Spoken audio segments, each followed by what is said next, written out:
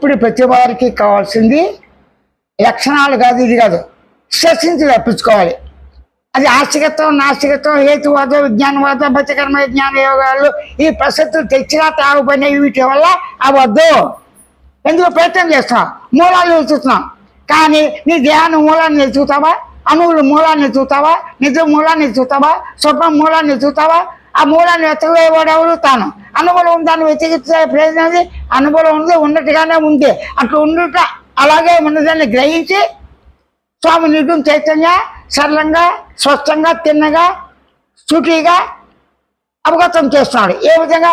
స్వయ ప్రబోధ సూచనతో నువ్వు ఎప్పుడు స్వతసిద్ధమైన సత్యానంద పరిపూర్ణ మౌనంగా ఉన్నావు, నిర్భయంగా ఉండు అంటూ తత్వ దృష్టితో, అంటే తత్వ అది కాదు, ఇక్కడ నీవు సత్యానంద పరిపూర్ణ ఎరుకుతోనే ఉన్నావు అనేటువంటి అనుభూతిని ఆస్వాదిస్తూనే నేను నాదనే భావం మొత్తం కూడా తన స్వరూపంలో తన ఎందుకు తానే ఉండి తోచి తాను వ్యక్తం చేసుకుని తన లీలా సంగతం తాను అంటకుండా ఉండనట్టుగా ఊరుకు ఉండటమే.